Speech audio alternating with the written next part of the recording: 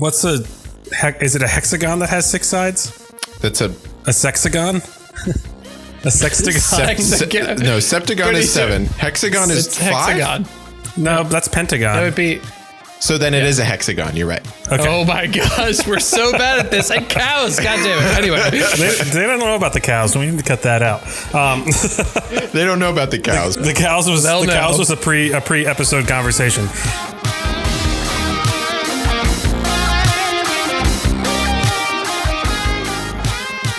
Hello and welcome to episode 114 of the GameBrew Podcast, the bi-weekly video game podcast where we sip delicious beers, discuss video games, and have 7.9-inch OLED screens so you can see us clearer? I am your host, Ian, Adam, Rosalind, Richard, and this week I am joined by Dan, the beheaded Rots. I can't say anything because I don't have a head. And Chris Zagreus writes... I'm angry at my dad, who's Hades, because he won't let me leave. You're so angsty, and you have a British accent. Wait, does he have a British accent? He has got like a little British twinge. Yeah, he does. This week on the show, we will be talking about why every game doesn't need to be like a roguelike. And in the second half, we're also going to fill you all in on everything you need to know about the Steamdeck. But first, it's time for a beer. Chris, what are we drinking this week? Leinenkugel Summer Shandy. Continuing our summer beer series. Yes. That is refreshing. Let me tell you. It is so refreshing and lemony. It's lemony delicious. Fresh. It's like I'm drinking lemonade. It's great. Well, Dan, It is you kind are of in fact drinking lemonade, sort of. So if you recall back when we talked about Radlers, a shandy is basically a mix of beer and lemon lime drink, such as lemonade. So yeah, Radlers are a type of shandy. Leinenkugel says that their summer shandy is a traditional Weiss beer with refreshing natural lemonade flavor that makes it the perfect summer beer. And you know, they're not wrong. Even though it kind of tastes like you're drinking a little bit of a lemonade, it's really a Weiss with lemon flavor. It's not necessarily mixed with like lemon drink. Well, it depends on if you're drinking it like if you wanted to go home and get your favorite like lager or whatever or Weiss beer and mix some lemonade, some country time it up and put that together in a glass, that would be a shandy. You know, like it's. Yeah, that's like, and I think, but even then, like whenever you do the shandies, like, or the shandies that you would get overseas, like in Germany or Austria, whenever we were there, I remember doing it. It's like, because it's like a carbonated lemon soda or beverage that they use instead of like lemonade. I think when you put lemonade in it, it's like, it's sweet, but it doesn't have that sort of bubbliness to it. And that's kind of what this reminds me of. See, the cool thing about beer is that it already has bubbles in it. It does. You're right. The bubbles come built in. Yeah, it's a feature. It's listed. Is it an additional feature? Well, if you let it sit around for a while, then it will not might. have bubbles. Let's see. Leinenkugel Summer Shandy looks like a single player, multiplayer co-op, and yes, it does feature bubbles. Oh, it's on the label. Yeah, nice. Yeah. Nice. It's rated E for bubbles. It's not rated E for everyone though. It's rated what is the worst ESRB rating? Mature. It's rated M for you have to be old. M for bubbles. There's too many bubbles in this for kids. Sorry, kids. Too many bubbles. I like it. It's refreshing. It's nice and refreshing. It's not my favorite beer to drink at, when I'm recording a podcast necessarily. Yes. But it's my favorite beer to drink when I'm outside and it's hot. I'm hanging out with other people or like at the beach. Oh yeah. I could drink. So good. This is such a great beach beer. Oh yeah. That's an interesting. Would you say it's a better beach beer or it's a better barbecue beer? I'm going to go with the beach because the thing about a barbecue is like at the beach, I'm going to be eating other bullshit like chips and I don't know, stuff you can just throw in a cooler. At a barbecue, I feel like I'm going to be eating food. And this beer is it's got maybe a little bit too much flavor to pair super well with like a meat. Like it's not going to go well with like a steak. Could be good with fish though. Would be good. Could be good with fish. But it's also only a 4.2% ABV. So like, bring these to the beach. You can pack them away. Question for you guys: would you rather have this or a Corona with lime on the beach? Ooh. I'm going to go with this, to be honest. I think I'm going to go with Corona because that's the only time I drink Corona is either whenever I'm doing beachy things or it's the only beer at the cookout, Yeah. But then at the cookout, so they forgot the lime. They just brought it because they were like, oh yeah, this is a cookout beer. But then, I forgot to get the lime. Well, it'll be all right. No, that's like it's half not. That's half what makes Corona good in the summertime, you buttholes. Go to the store now before you're too drunk to drive.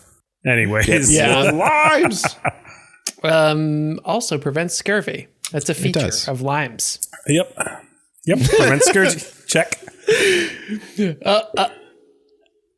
So what you guys been playing this week? What have y'all been up to? So I've been sort of away this weekend. I'm at my parents' shore house on the eastern shore of Maryland. We just got internet here. I'm recording live there right now, which is, I got to tell you, real exciting. Because I can actually work down here. But that has nothing to do with what I was actually playing. So we had a couple friends here. We did some board games. And so a couple of the highlights. I think we've talked about Red Dragon Inn before. I feel like we've talked about, right? Mm-hmm. We played some Castle Panic. But the game I don't know what that is. Panic? Oh, you guys haven't played Castle Panic. No. So basically, imagine. So basically, you have a hexagon, and in the middle, you have 6 walls and 6 towers. And each turn, you add more creatures or enemies like orcs and ogres and trolls and stuff that are coming towards your castle. And you can do a certain amount of things each turn and trade stuff. And I'm doing things with my hands and you can't see it right now. But basically you're defending your castle and you have to kill all the creatures attacking your castle before they destroy your castle. And it's a lot of fun. You can do it's like a cooperative game. Oh, it's like a cooperative sort of like tower defense sort of situation. Yeah. Okay. It's a lot of fun. Especially they sort of have like a competitive aspect to it, but I mean the main thing is to just get through it. But it's a good time. But the other game we played was called Pantone or Pant 1. Basically, you have only one pant. You have swatches of colors, and you have to create like a picture of something that you're given a card of. So it's like pictogram or like charades almost with color swatches. With color swatches, yeah. That's cool. Interesting. So, like, what are some of the cards in Pantone? A lot of them are like superheroes or movie characters. So, like, you might get Robin, like from Batman and Robin. You might get Daredevil, which sucked. Trying to think of a couple others. Oh, like the Penguin from Batman. Geraldine was here and she did a killer penguin. So you have to draw with these? It doesn't look like you kind of make a picture with like the different swatches. And you can kind of overlap them. So the first round you can use as many as you want. Second round you can only use 1 of each color. The third round you can only use 3 total. And so like I think for one of mine, like I did Peter Pan for my last one. I used 3 different colors or 3 different swatches and try to make like a little red feather and a green hat on a little green body. I'm looking at someone who's made Finn from Adventure Time with it. And they're like little playing card size things. And you just have to lay them over top of each other to that's so cool. I love that concept. Cool. Yeah. I think we saw this at PAX Unplugged one year and Brian Geraldine ended up picking it up. But it's a lot of fun and it really it forces you to be really creative with it. I know some people who would love this game and I know some people who would hate this game. Yeah, it's pretty nifty. It's really cool that the colors they choose are so vibrant too. Like you don't think about that until you're looking at colors in the abstract. Right. How powerful color can be. Exactly. And you'd be surprised how quickly people can pick it up, like what you're trying to do. And I don't know. It's a lot of fun, and I prefer it because I don't actually have to draw. I like, I guess, creative with structure instead of having instead of full just being freedom. Because I suck at drawing. It's like everything. Yeah. That's really cool. I really like this game. I might have to get this game. I feel like I would be trash at it, but it is cool. I figured you guys would like it. Dan, what about you? So this week, or the last couple weeks, I downloaded a game that just recently came out that is called Death's Door. Mm-hmm. Were you knocking at it? No, that was Heaven's Door. That's Heaven's Door. So Death's Door is a game by Devolver Digital. Excellent. They're games. The publisher or the devs? It's by Acid Nerve, published by Devolver Digital. And it is adorable. Basically, it's a roguelite. So there's like a story, regular layout games, but you have sort of this Dark Souls-esque, like you die and then you respawn back a ways, and the enemies respawn whenever you respawn too. But right. The story of the game is you are a reaper, and it's your job to go collect souls that are supposed to be, of things that are supposed to be dead. If you look up any of the art, it's really cute because the reapers are crows. So you play this tiny little crow with a sword who's like running around and doing all this stuff. The art design is adorable, but it's also kind of dark. Like whenever you're playing through it, like all the characters are very memorable. But the big like story of the game is that somebody comes and takes the soul that you were supposed to reap, which means that until you get that soul, you can't like complete your mission at the head office. So you will continue to age. You don't age as long as you keep like getting souls and bringing them back to the head office. So it's kind of like you're stuck until you get this one soul back that you were supposed to turn in. This is really cool. It is absolutely a beautiful thing to look at, and just like really neat to watch a crow move around through this environment. And you should say it's isometric. Yes. So you're looking at it from like a Diablo kind of point of view. Yeah, it's top down. Like it's isometric. You already used the word, and I just made up a different word. But it's good. There's like different weapons you can have. You have like this bow that you can use, and then you get more powers and abilities later. Like as you get moves, you can like open up new areas and kind of do stuff. I think I'm like 60% done the game. I just collected a bunch of upgrades for stuff that I was running around looking for. So it's really good. It's very clever. It's a good game within its category. What's the difficulty like? Is it approachable? Is it pretty tough? It ranges from being it's approachable, like from albatross to hummingbird.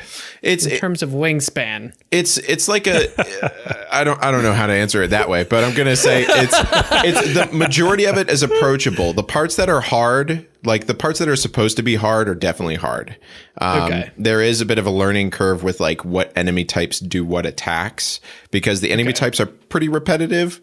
But there's enough variation to kind of like, there's one enemy that shoots 3 arrows at you in quick succession very quickly, and I hate it because it's like you can't get close enough to thwack at it with your sword. So it's not my favorite enemy in the world. It makes it very difficult for me. But everything else, the boss battles are fun without being too overly difficult. There are things that you don't have to necessarily get to keep progressing that you can go do that are harder boss battles. I give it 4 out of 5 crows for this game. Yeah, that's pretty good. It's definitely good. It's on Xbox Game Pass, so if you want to try it out, go for it. If you have Xbox Game Pass. Yeah, I think we'd call it a success. Oh wait, no, it's not on Game Pass. I just bought it. I spent money on it. Never mind. Yeah, it looks like it's $20 on Steam. Very cool. Yeah, for the price, it's great. awesome game. I love Devolver Digital. The stuff that Devolver they backs is they're a good publisher. Yeah, they are. Ian, what have you been doing, bud? I've been what have you been doing, bud? Yeah, bud. I beat Code Vein. So blah, blah, blah. Oh, you did. Yeah, I feel like every episode I give like the Code Vein update, and the Code Vein update is always kind of like, it's pretty good. And it was all right. I gotta say, the last boss was a real letdown. Yeah, I mean, where are you gonna go though? You know, from all the crazy bosses that are in the. I don't know. I guess that's why I was expecting a little bit more. It's like the game kind of like they sort of like blew all their ideas in the first 35% of the game, and the rest of it is just recycled. But then I was hoping they'd save like, you know, maybe something for the end that was like, I don't know, just like some of the boss design you don't realize in the Dark Souls games, especially like Dark Souls 2, if I'm thinking out loud, how important the fucking weird ass boss design is to just keeping that shit fresh. Because, you know, you can only like fight a giant knight in armor so many times before you're like, okay, great, another giant knight in armor. Oh like, boy. No, we're gonna fight a fucking giant undead frog with a skull dragon inside of it. That's what we're doing right now. That's a good one. That's why I like Bloodborne's bosses, because they look like they start out normal, and then it's like, oh wait, it grew 19 arms and started to lick my face. So that's right. It grew tentacles and made you forget what joy was. Anyway, so I've been doing a lot of that, and honestly, I've been super into Fortnite for like the past 2 weeks. Ew. Oh my gosh, it is so good. I don't know how I didn't like it before, but I'm on the Fortnite train right now. Like as that type of like an arena game, or like the other game modes. No, I mean, so as the battle royale, it's just like that was the word I was looking for. There you go. The battle royale aspect of it is what I love about Fortnite, is that I don't take it seriously. And I think in Warzone and PUBG, I was always like, I gotta get the win. I gotta win. And I drop into a game of Fortnite, I'm like, all right, gotta catch some fish. I gotta get all those fish in my fishy Pokedex. And like, who cares? Yeah, there's like 9 million quests now. Like you go in, and there's like 3 pages of things. It's like, oh, hey, you could do this, or this, and this. Or if you want to do this, you could do it. Also, here's big exclamation points showing you where everything is. So you're like, I don't have to think. I can just play video games. It's great. It's great. You drop in, you knock out some quests, you shoot some guys, you get shot. It's just like, there's so many different little discoverable things in Fortnite, at least for me, a person who never really played it. Like, you can like run through like this certain part of the map where mushrooms grow out of the ground, and the mushrooms give you shields, which is like kind of important because you always need to find shield stuff. You could just find mushrooms. And like I found out today, I've been playing this game pretty hard for 2 weeks, that if you kill the sharks, Marianne actually figured this out. You kill the sharks, they drop really good loot, and the level of the loot is determined by the color of the shark. But you have to be looking at sharks in the first place to figure this out, and it's a battle royale where everybody's trying to kill everybody. So it's like, there's just so many ways to play it and so many different random ass things to do, that for someone who doesn't want to take a battle royale seriously, it's the place to be. I mean, I enjoy playing with you guys.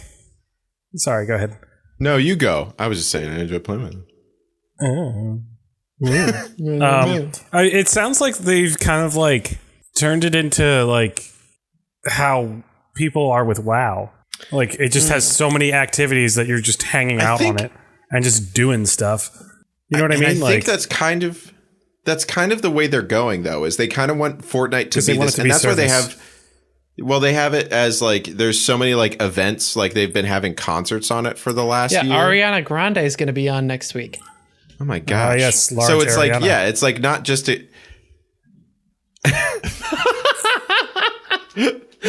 she'll be big and holographic, but it's gonna be great. But no, I think they're like making it like a social hub, which is interesting because and there's also like creative modes where you can make custom maps and stuff like that, and so it's like cool. Thinking about it like that makes me like it a little more than just like a goofy battle royale. Like as a battle royale, I'm not a huge fan of it. just because I'm not a huge fan of people shitting out an apartment building. Oh, that is one of the things that's very funny to deal with in the game. Yeah. And yeah, there's just like a great variety of things to do and ways to play, and the guns are really goofy and fun, so I'm having a good time with it. Something that we're not having a good time with is the fact that every game right now feels like it needs to be a roguelike. What is up with that? Yeah, what is up with that, Ian? Okay, so... See, I flipped it on you. You asked us the question, then I just asked you a question that was your same question. Aren't I the one who's going to school for psychotherapy? You're not allowed to do this, Ian. Dan. Well, technically you haven't started yet. Don't do this to me, Dan. Yeah, but Ian, not your are fault. you going to school for psychotherapy? Thanks, Chris. It's not your fault. It's not your fault. So what's up with that? I don't know. So two things. Number one, I think... Okay, so let's actually break it down for a second. Okay. Roguelikes are games where you enter a procedurally generated level, we'll say. You collect items, things, power-ups, we'll call them. You fight enemies. And when you die, you lose most or all of that progress in a really pure roguelike. And you repeat that process until you get better at the game, understand the systems better, and then you get farther in the roguelike. And the point is that sort of like... I'm going to use this word punishes. Some of you might like to be punished. Some of you might not be. That's fine. That's all fine. I mean, yeah. Step on me, mommy. Step on me, vampire mommy. So that's what roguelikes are. I think there are two things going on here. Number one, I think that roguelikes in the past couple of years have been sort of the darlings of like the PC gamers and the IGNs. Like they've consistently gotten really good ratings. And I think number two, they're also from a development standpoint, something that's pretty reliably doable in terms of a build. So what you're looking at is a limited set of items, enemies, bosses, environments that you kind of recycle, and that don't necessarily need to be super diverse in order for the game to be satisfying. There just need to be enough of them that are like that work well. So if you look at a game like Dead Cells, right, you get new enemies shuffled in, but you're always going to be interacting with like a 50 weapon set or 100 weapon set. There's only 100 weapons in that game, right? Whereas a game like Diablo, like you're constantly churning through different weapons, different weapon types, different enemies, different enemy types, different environments, and you run out of content real fast. Roguelikes don't, because the intention of the game is for you to replay content pretty often. Mm-hmm. So from a development standpoint, you kind of save yourself time on that. Yeah, that's what I was going to mention too, is that it also requires a smaller team. You don't have a bunch of people making all these creatives. You just have a small group that you can reshuffle. And it also extends the length of the game, so it makes it feel like you're getting more out of it. Dan, you're making a face over there. I agree with the things that you were saying, which is why I was trying to think. There was another reason that I was thinking about why development is good, or why smaller developers like it. I got it. Crisco. Another thing is that if you just nail one aspect of it, like if you really nail the environment, or if you really nail traversal, or you really nail combat, if you have something that's really satisfying that you can really focus the game around, then you don't need to invest as much in other parts. So like Dead Cells, for example, absolutely nails combat and traversal. Like it feels so good jumping from area to area, and it's so reactive, and it feels great. And that's what you're really playing the game for. It's not for like, there's not really a story. You're just because that feels so good, you're able to continue playing with it. And on the kind of inverse, well, not even the inverse, but like a different thing, like in Hades was like widely regarded as, like, people are saying that should have been the game of the year in 2020. Yeah, right. It was real good. It is real good. And the things that they do well because of the method is one, storytelling, because like the whole time you really are like invested in, it's like, I got to get out of here. And then you learn more about all of the story and like Zagreus's like quest and what's going on with him and his dad and his mom. Family drama. So much. That's those Greek gods, man. All that family drama. It almost rewards you for getting back to the start because you get to open up a little bit more story. And that feels awesome. And like it's something that's unique to that game, I think. Sort of, I guess. But it's a roguelike with a roguelite or roguelike with actual story to it. Yes. And I think that the way that they also did Supergiant? Yeah, Supergiant. And I think the way that they did the like upgrade system, like as you're going through, it gives you options. Like it's like, oh, you don't necessarily have to, right? Like it's like you're not just, oh, here's another room. It's like, oh, in this room you'll get an upgrade to this, or you get more money, or you could do this sort of upgrade or this sort of upgrade. And I think that as a roguelike, it gives you a little bit more of a chance to kind of see what you're doing. Whereas Undermine, which is a roguelike, is basically just you keep going deeper and deeper, trying to mine more stuff and get more things to buy stuff. Hopefully, whenever you get back, that will make it easier to keep going. There's also kind of this question of maybe purity is the right word when it comes to roguelikes. So something like Hades, I think well, I don't know. I'd rather use roguelike as a term to talk about the genre in general and not use the term roguelite because I feel like that's parsing things that don't need to be parsed. Like it's fucking splitting hairs. Like the fact that some roguelikes don't let you carry through any progress into the next run is a fine game mechanic and important in things like Spelunky. I hate it. Where like that's the point. It's a garbage game mechanic. But I have strong feelings about that. If I play a game, I want to feel rewarded for my time and not just getting better. I'm using air quotes here, but you can't see them. Well, so let's get to that, Chris, because we didn't, come here to like wax poetic about roguelikes. We kind of came here to talk about why there are so many of them and why not every game needs to be like that. So talk a little bit about that. Well, so I understand with the idea with roguelikes that like your progression is based off of you yourself getting better. But for me, that's a not satisfying enough thing to do. Like if I have an hour that I want to spend, it's really hard for me to see that progression. Whereas if there's something like Hades, which you can progress and you can get better, there's some RPG aspects like with trees and stuff. So, how I like trees. And skill trees. I speak for the trees, actually. As opposed to, yes. Pine or beech. Yes. Oh, dude. It makes that session feel a lot more satisfying if you're able to, show something for it, even if it's just something small like that. Has anyone played Darkest Dungeon at all? Mm-hmm. Yes. Because Darkest Dungeon, I tried playing that, and that was too punishing. Like, I didn't have fun. Like, I felt too mad at that game, kind of the way that Chris feels. Yeah. About Spelunky. It's kind of like I stopped playing that immediately.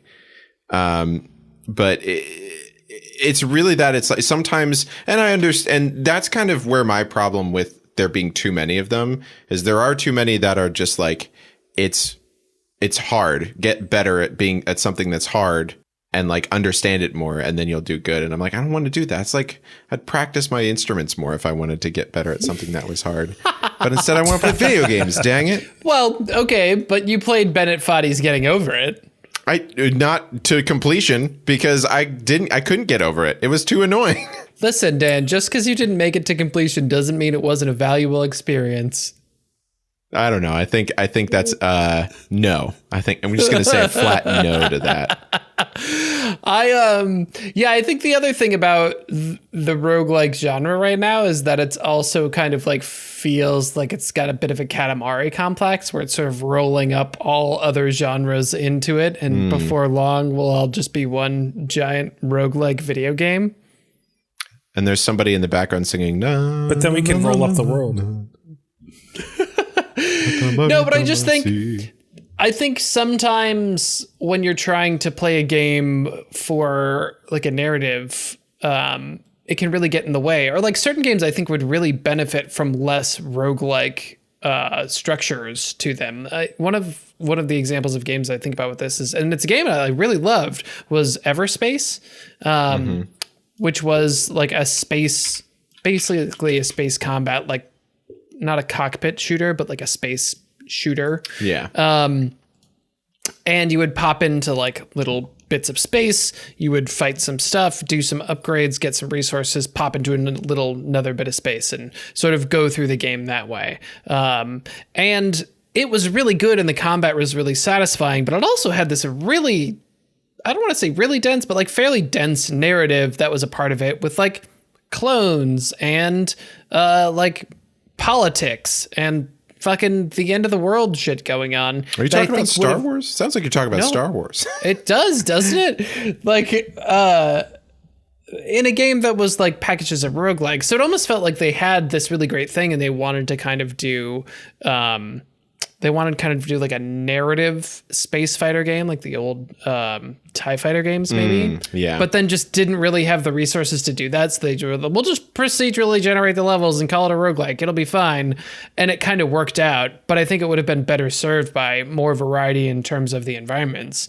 Because basically it's just like, it's space with space junk and space stations. Have fun. I mean, who doesn't have fun with space junk and space stations? I mean, I do. I just feel like that kind of thing, like the wonder and enormity of space and the unknowingness of it, to me leads better to something that's more explorable. And if you have the time to build the environments, then you should do it. I have a question for you guys. Yeah.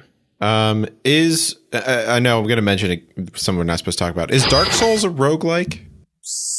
No. Sort of. Why no? Well, why no? No, because roguelikes make you start from the beginning every time. Okay. Dark Souls does not. Is Super Mario Brothers a roguelike? Which one? Like the original Super Mario Brothers. Yeah. Super Mario Brothers for the Nintendo Entertainment System. Yes. Is a platformer.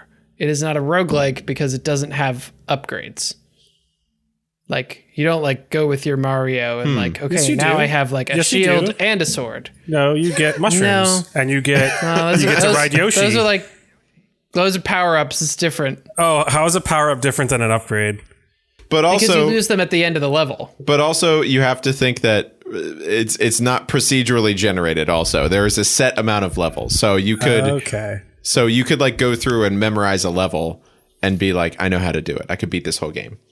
I will say, though, that these questions are interesting, and I feel like we're asking these questions because of the thing I said before, where it's like roguelikes are taking over all genres. So now somehow, paradoxically, all genres are a little bit of roguelike. You know what I mean? Everything like is roguelikes. That's how bad this is. What other games do you all think about when you think about a game that would have been better if it wasn't a roguelike? I actually think that Dead Cells for me falls into that category. Really? I was going to say that. Yeah. I would have enjoyed it a lot more if it wasn't. If it were like more of a Castlevania type.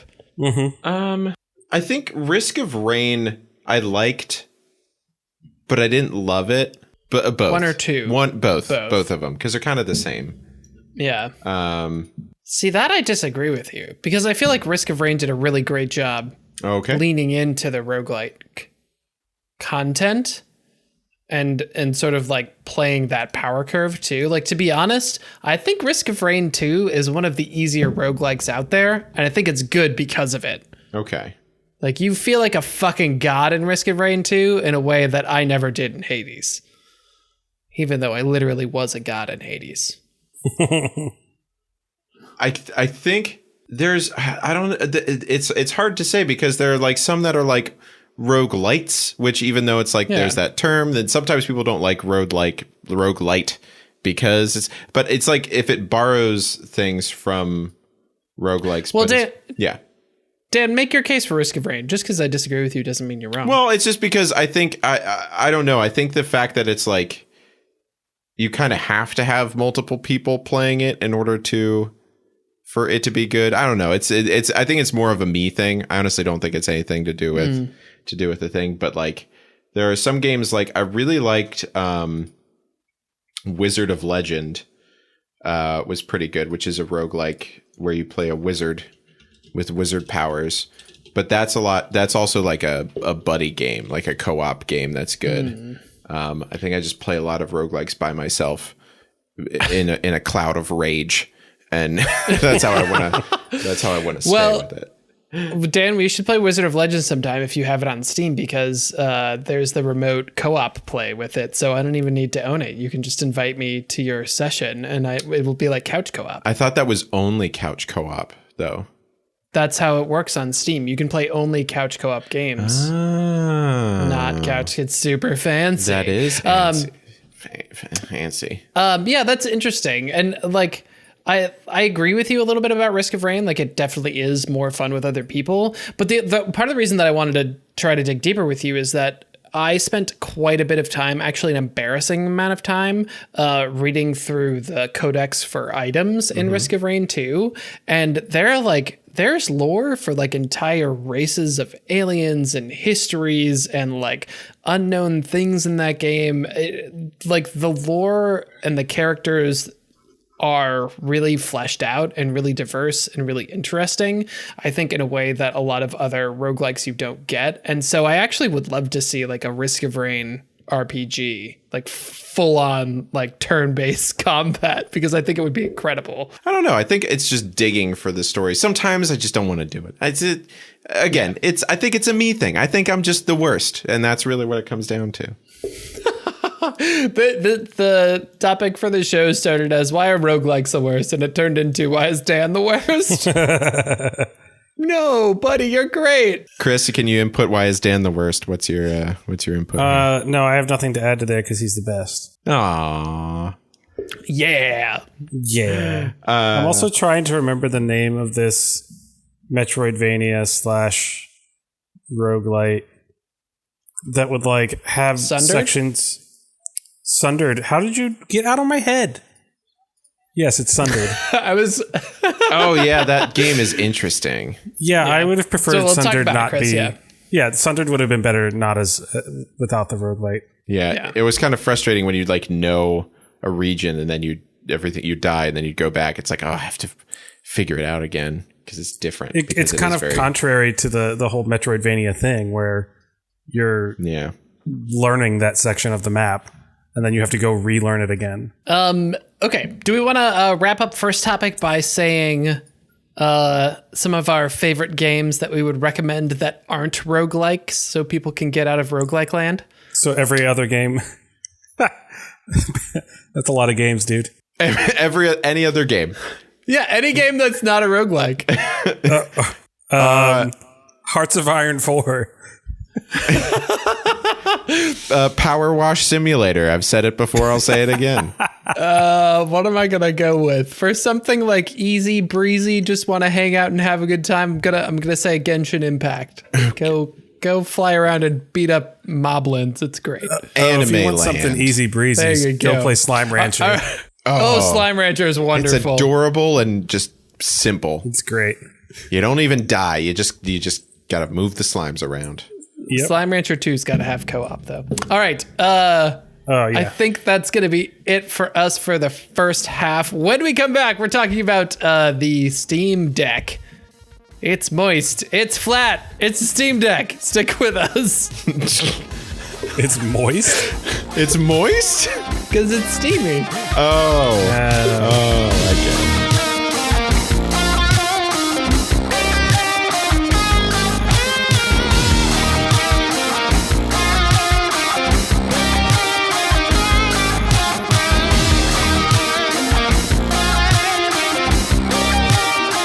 Hello and welcome back to the second half of the GameBrew Podcast, episode 114. We're checking in with Leinenkugel Summer Shandy. I don't know if you can tell from our chuckling, but we like this beer. It's good.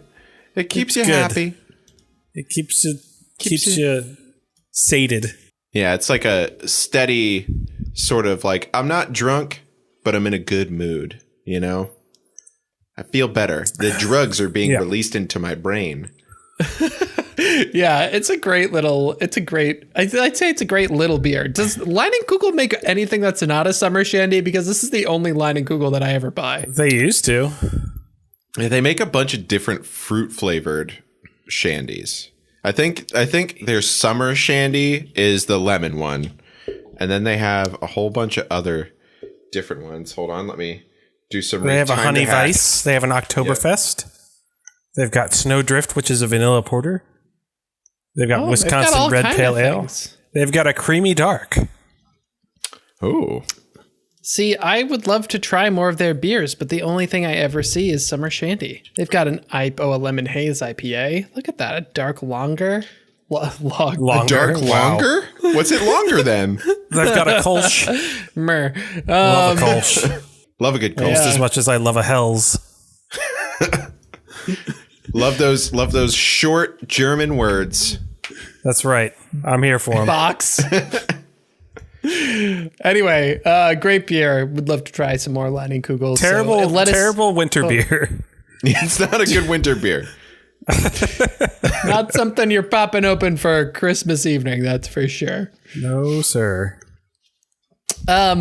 So in the second half, we wanted to talk about the big announcement that came out from Valve this past week, which was the Steam Deck. After the relative failures of the Steam controller and the Steam machines, we are now looking at something that looks like a very much like sort of a Nintendo Switch thing, built by Valve, made to run Steam, among other things. They're saying that it's open platform, so that's cool. Basically, it's a tiny PC you can hold in your hands. It also has a screen on it. So like the best Game Boy you could possibly ever ask for. And yet, even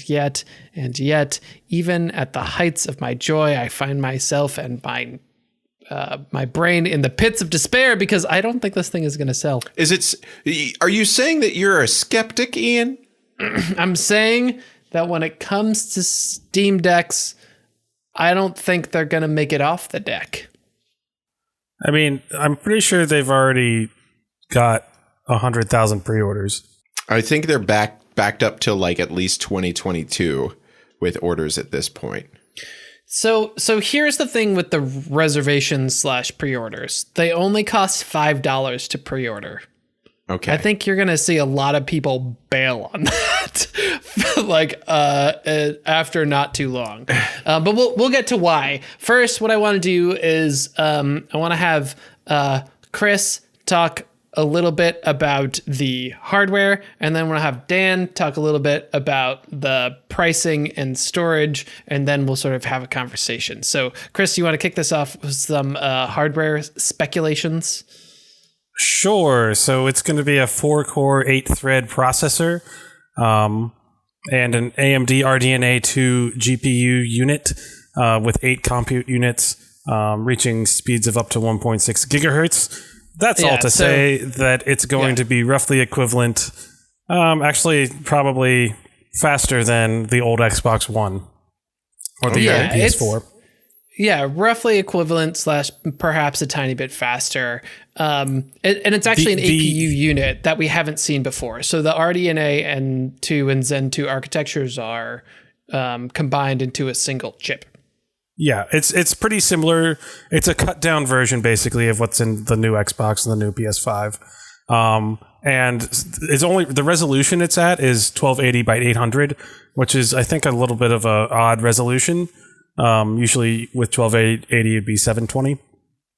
So I think that's 1610, but I'm not sure. But basically it's going to be pushing a smaller amount of pixels than the Xbox One and PS4 were doing. So it's going to perform better than those. And that's why it has a 60 hertz refresh rate. Because let's be real, you don't need 1080p on such a tiny screen. Right. So it's going to be able to play a lot of games, which is going to be really cool. And then I'll talk about the pricing for it because there's 3 different grades of it right now. There's basically it's just the different storage levels. There's the 64 gigabyte one, which is $400, $399.99. 256 gigabyte one, which is $529, and then the 512 gigabyte version, which is $649. They are slightly different. The 64 gigabyte one has an eMMC embedded multimedia card, whereas the 256 and 512 have the NVMe SSDs. So like the kind of what we're used to using in gaming PCs and computers, where it's like a solid state drive that's chip based. So that plugs directly into the motherboard without a cable. Do you know if the 64 gigabyte one has a slot for NVMe? Yeah, so all of those, and here's some, and I'll go through some of more of this stuff actually. All of those will have expandable storage where you can get another like micro SD to plug into it. Of course, you're going to want to sort of like spring for the micro SDs with faster read-write speeds, so you're not sitting waiting at load times. It also, in terms of like the controls and stuff, there's a couple of interesting things. It is somewhat like the Switch in that it does have like a full set of thumbsticks, joysticks, also buttons, triggers. Also, it has the like under triggers, like the Xbox One Elite, like paddles. Maybe is maybe a better way to say that. But or like the Steam controller. They're not paddles. Yeah. And also on both sides for your thumbs, you can actually use these little tiny trackpads, very much like the Steam controller. So that's a thing. They won't have kickstands. The screen is 7 inches ish, and there will be a dock. None of them come with a dock. We don't know too much about the dock. Like we don't know how much it's going to cost or anything, but it will come with a dock for like a TV or a monitor if you wanted to do that.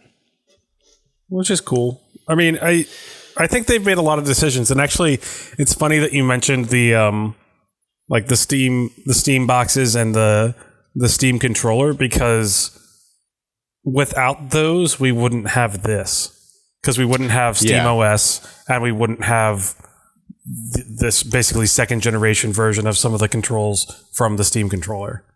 And I feel like that's kind of where. Like those like the Steam controller, which, I mean, a lot of people say, oh yeah, they abandoned it. It didn't really work. I mean, honestly, they got sued for it and they lost that lawsuit because of the scuff stuff. So that was, so that's why that isn't being created anymore. But the fact it is a pretty neat controller. It is. And most people said it was very comfortable. I think you can still buy them too. I think you can. I don't think eBay. you can get them on eBay. You can get them, but you can't get them from like things. And then like the Steam machine, which wasn't really by Valve, but that was like that's kind of a similar. And then what was the other thing that they did? The Steam Link. All the software for all of these things are still supported fully. It is. Like it's not like they abandoned them. They abandoned selling the hardware, but they didn't abandon the software behind it at all. You can still upload the Steam Link software onto like a Raspberry Pi. You can still put Steam OS on a PC. Yes. Yeah, you could still download the software. It's like an app now. Like the Steam iOS and like the Steam OS stuff is just apps. Because I know I've used that to play Magic the Gathering on my iPad whenever I'm just have my computer running. Interesting. Because there was before, whenever there was no like app. Now there's an app that you can use for it, but when there wasn't one, I would just keep my computer on and then use the Steam link to connect it to my computer. Okay, but anyway, the Steam Deck. The Steam Deck, right? That's what we're talking about, isn't it? It was before we did an epic tangent. Sorry, but in general, I think they've taken all those things and they're kind of combining them together. They're saying, okay, this is it, and eventually it's just going to turn into a computer again, and then we've just gone full circle, you know? Yes. Now we have the Steam Pewter, which is just a regular computer. I think from like a design standpoint, I think it's very attractive. It definitely gives me Sega Nomad vibes, which makes me chuckle a little bit and also makes me a little bit happy. And it's interesting that they're choosing this moment to do it. I think that it's actually like, number one, how do you all feel about how this compares to the Nintendo Switch in terms of do you need this and a Nintendo Switch? Does owning a Nintendo Switch sort of preclude you from wanting to buy this or nah? I mean, it kicks the shit out of a Nintendo Switch from a hardware standpoint, but like, right. I don't really need it. It's kind of the same argument where it's like the reason I have a Nintendo Switch is so I could play Nintendo games, you know? It's not like by getting a Steam Deck, I'm going to be able to play different games than I would be able to play on my computer. It just kind of gives you the portability aspect of it. Yeah, I guess my question is like part of this, like a big selling point for this is, okay, you have to buy into a new piece of hardware, but then you're taking all of your games that you own on Steam with you wherever you go. Whereas the Nintendo is sort of a walled garden. You can't take your Nintendo games to your computer games to your Nintendo, vice versa. So there are certain games where like I think I probably own Hades both on my Switch and on my computer, because at some point I was traveling and I was like, oh, I should play Hades, and wanted it on my Switch. That's why I have Skyrim on my Switch. Right. So I guess what I'm saying is, now that we've all bought into that Nintendo system, it's going to be harder for them to sell Steam Decks because people already have a portable device that does this well enough for them being on the go. Yes. It's tough because like I have a laptop, like a gaming laptop that's good enough. So I have that if I really want to play computer games on the go. I have a Switch if I want to play those games that like even more portability. So like I really don't need one. I think it's really cool, and like if they do a fire sale like before, I'm definitely going to get one. But like, I don't think I'm going to be pre-ordering one. I think the thing that's kind of a barrier to entry for me, and I think for a lot of people, is that I can't think of a time whenever I really wanted this. You know, like I've never been in a situation where I'm like, man, I really, really want to play Papers, Please on this bus, you know, or man, I want to play Power Wash Simulator in bed while I'm trying to go to sleep. Like I can't think of a time whenever I want to do that. And I think that the only thing that would make me want to do that is there are some very like some indie games that are only on Steam, but even then a lot of those are on the Switch too. So I don't know. It's kind of like just adding another thing, you know? It will be interesting to see if Nintendo sort of goes the other way and says like, okay, here comes the Steam Deck. We need to sort of like not necessarily open up more, but have more titles on the Nintendo store so that we're not losing so many people to Steam Deck. Go ahead, Chris. Yeah, one of the other thoughts I had for this is that it within like the RetroPie community, a lot of people are making their own portable retro like emulator consoles. Right. And I feel like the 64 gigabyte one is just perfect for that. Like that would just be a perfect setup for an emulator machine that you could bring on the go and have thousands of games. Yeah, and I mentioned this earlier, but it is the intention of Steam for it to be an open platform. So theoretically, you can install Windows on this machine and run it just like you would run sort of like a touch Windows device. So that certainly looks like it will be possible without even any like cracking of the firmware. Mm-hmm. I think the only thing I'm going to balk at, well, not the only thing. One of the things I'm going to balk at now is the battery life on it, because it's powerful. It's a powerful little PC, so it's going to eat up a lot of power. And whenever they're saying like, it says 2 to 8 hours of battery life, depending on what you're doing. So it's like there's going to be some games that are running really hard that are going to make this like a 2-hour machine. Yeah. I mean, I played Maneater on my Switch and it couldn't get all the way to Denver.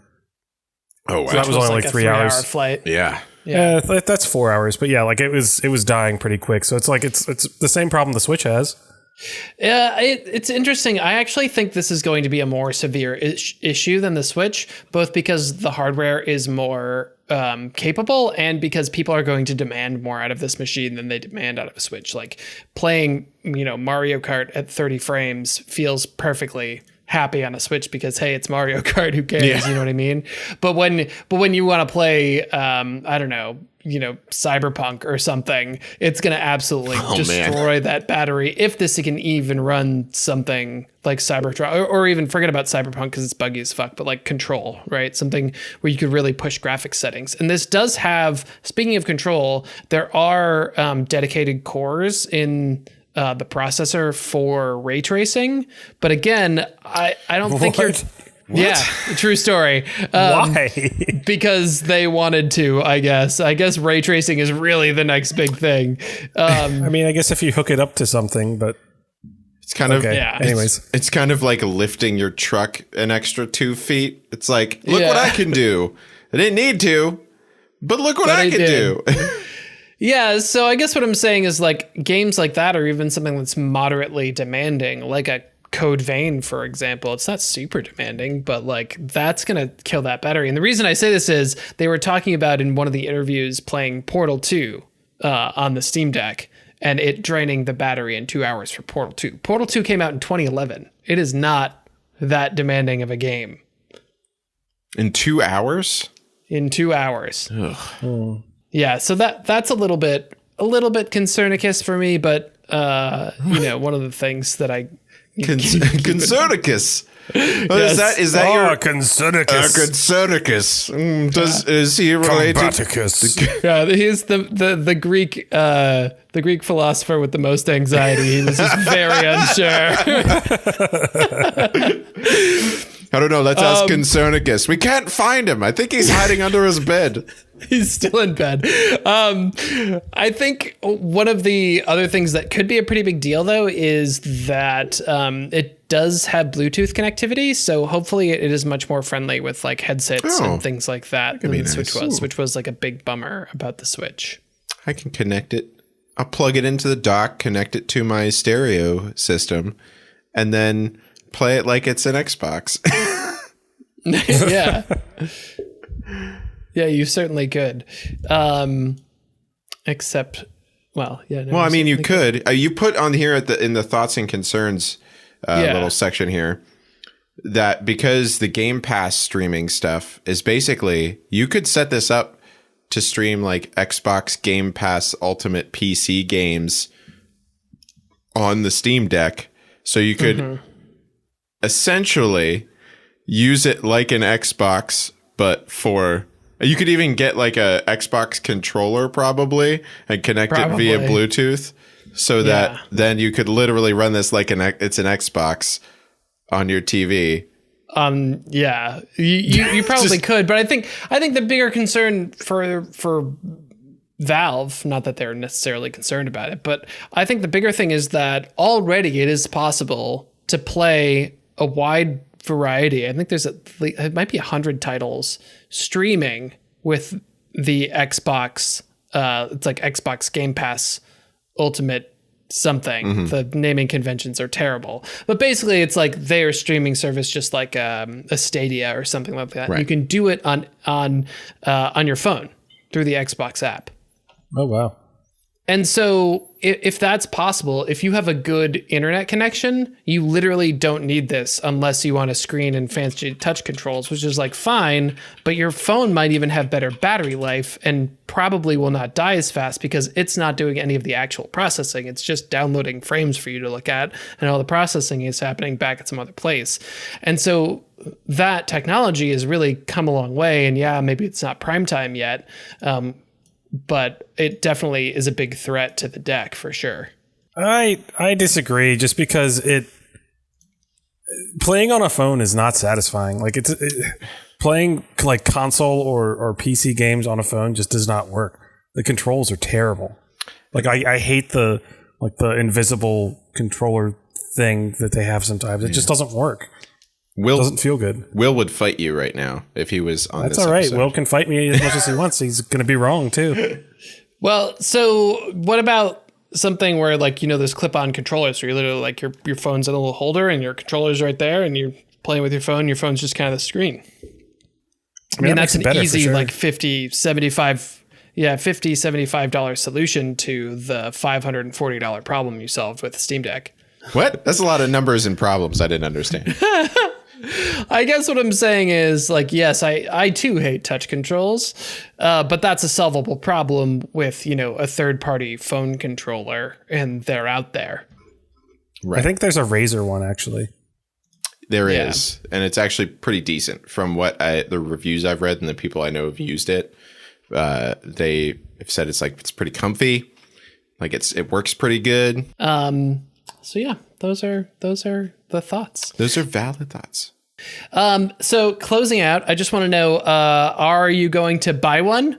Are you going to buy one right away, or are you going to not buy one? Like, there's sort of like a yes, I'm in at launch day. Yes, eventually, and no. Can I add a fourth category, which is yes, maybe? Who knows? Because I don't know. I got to see what it does. I got to see. It's got to come out. I got to see what happens with it, and then we'll decide whether or not we want to buy it. I'm not going to throw my hat in the ring that easy. Okay, Dan's staying on the fence. Chris, if they end up doing like a big fire sale like they did with like the Steam Link and the Steam boxes and the Steam controller, then I'm in for one. Nice. But I'm not at that price right now. Yeah. So I'm going to put myself in the no category, but we'll see. All right. I've certainly said I'm not going to do things that I end up doing. I think we can all put ourselves in the satisfactory lukewarm category here. Yeah, go ahead. I think there's some good stuff behind it. It's not for me. I've already solved the problem they're trying to solve for myself, I think. Right, exactly. It's like I invented a wrench. It's like I have a wrench, and they're like, well, we invented a new wrench, and you're like, but the wrench I have is fine. I don't need a new wrench. It's kind of exactly, yeah. But this one has toggles. It's and ray tracing. No. Oh God. All right. I think that's going to be it for us tonight. So let's say goodnight, everybody. Where can you find what we listen to? And yeah, there's so many things you could say after. Where are we? How do they listen to us? How can they find us? Yeah. If you like this episode and you want to listen to more, you can find us on any podcasting app out there, but also thegamebrew.com. That's our website. If you wanted to come hang out with us in our Discord, you can do that at bit.ly/discobrew. And you can also hit us up on Facebook, Instagram, and Twitter. At the GameBrew. At the GameBrew. Now, let's say goodnight, everybody. Now, good night, everybody. You'd think after 113 episodes I'd have it figured